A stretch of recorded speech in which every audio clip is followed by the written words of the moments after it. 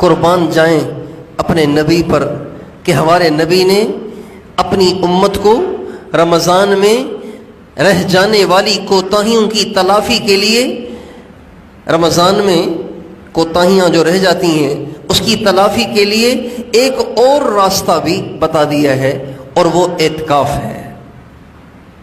اعتکاف ہے ہمارے نبی کی سنت دائمہ، سنت مستقلہ، سنت مستمرہ ہے کہ آپ علیہ السلام رمضان کے آخری 10 دن کا اعتکاف کرتے تھے، یعنی 20ویں روزے کی مغرب سے پہلے پہلے مسجد میں تشریف لے آتے تھے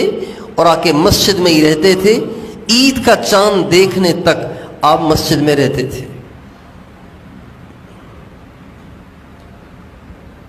10 دن 10 راتیں آپ مسجد میں رہتے تھے، 9 دن بھی ہو سکتا ہے۔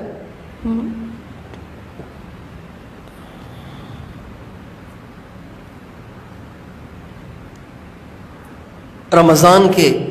آخری عشرے کا جو اعتکاف ہے وہ 2 حج اور 2 عمروں کے برابر ہے، اور رمضان میں اعتکاف کرنے والے کی مثال بالکل ایسی ہے جیسے ایک شخص کسی کو پیغام بھیج رہا تھا، اس کو راضی کرنے کے لیے خط و کتابت جاری رکھے ہوئے تھا، جب خط و کتابت سے کام نہ ہوا تو آ کے اس کے دروازے پہ پڑ گیا۔ اعتکاف کرنے والے کی مثال بالکل ایسی ہے جیسے پہلے اپنے محبوب کو منانے کے لیے خط و کتابت کر رہا تھا، کال پہ بات کر رہا تھا اور موبائل پہ میسیجز کر رہا تھا، آپ راضی ہو جائیں، آپ کے بغیر جینا دشوار ہے، آپ کے بغیر زندگی اجیرن ہے۔ 20 دن تو کی منتیں، فون کر کے، میسیجز کر کے اور خطوط لکھ کر، اور 20 دن کے بعد جب اس نے دیکھا کہ ایسے کام بننے والا نہیں تو اب آ کے محبوب کے دروازے پہ پڑ گیا کہ جب تک تو راضی نہیں ہوگا میں تیرا دروازہ نہیں چھوڑوں گا۔ اعتکاف کرنے والا گویا محبوب کے دروازے پہ آ کے ڈیرا ڈال دیتا ہے۔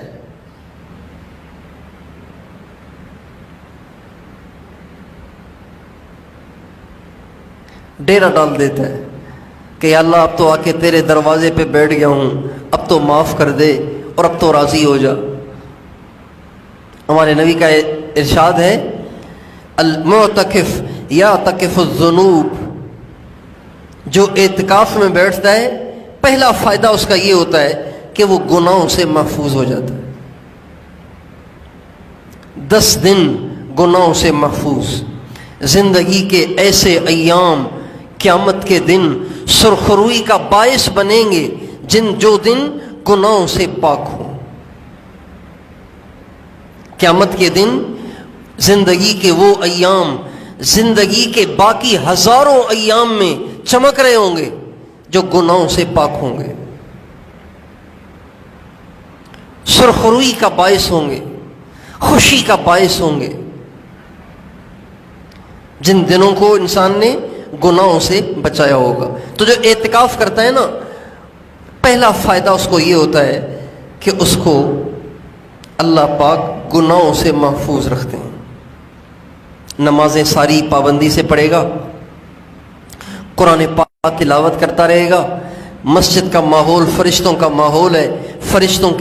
کی صحبت میں رہے گا، فرشتوں کی صحبت میں رہے گا تو فرشتوں کی صفات اس میں منتقل ہوں گی، ذکر کرے گا، درود پڑھے گا، بہت سارے کام انسان ماحول کی وجہ سے کر لیتا ہے، بغیر ماحول کے نہیں کر سکتا۔ ہمارے نبی کی سنت تو یہ ہے کہ فرض مسجد میں پڑھا جائے، سنتیں گھر جا کے پڑھی جائیں، لیکن چونکہ ہمارے گھروں میں ماحول نہیں ہے اس لیے ہمارے حضرات کہتے ہیں بھائی سنتیں بھی مسجد میں ہی پڑھ لو، گھر جاؤ گے تو رہ جائیں گی۔ تو بہت سارے کام آدمی ماحول کی وجہ سے کر لیتا ہے، اور پھر ہمارے نبی نے فرمایا ایک تو وہ گناہوں سے بچا رہتا ہے، دوسری بات یہ کہ اس کو ان ساری نیکیوں کا اجر ملتا ہے جو نیکیاں اعتکاف میں بیٹھنے کی وجہ سے وہ نہیں کر سکتا. مثلا کسی جنازے میں شرکت کر لی، کسی جنازے میں شرکت کرنا، کسی بیمار کی بیمار پرسی کر لینا، ماں باپ کی خدمت کر لینا، بیوی سے حسن سلوک کر لینا، بچوں سے پیار کر لینا، اور جتنی نیکیاں انسان باہر رہ کے کر سکتا ہے ان ساری نیکیوں کا اس کو اجر ملتا ہے اعتکاف میں بیٹھنے سے. کتنی یہ زبردست بات ہے. بیٹھا ہوا ہے مسجد میں اور باہر کی ساری نیکیاں کما رہا ہے.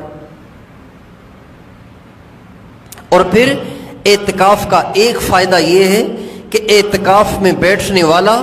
شب قدر کا اجر تو پاتا ہی پاتا ہے. کیوں؟ اس کی وجہ یہ ہے کہ ظاہری بات ہے جو مسجد میں اعتکاف کرے گا ساری رات سوئے گا تو نہیں، کچھ تو عبادت کرے گا نا. اتنا نکمہ تو کوئی بھی نہیں ہوتا کہ ساری رات سوتا رہے، کچھ تو عبادت کرے گا. لیکن اگر کوئی میری طرح بہت ہی نکمہ ہے کہ اعتکاف میں بیٹھا ہوا ہے لیکن عشاء پڑھتے ہی سو گیا، ایک رکعت بھی اس نے نہیں پڑھی، تو یہ بھی تو حدیث میں آتا ہے نا کہ اعتکاف والا سویا ہوا بھی ہو تو وہ عبادت میں لکھا جاتا ہے.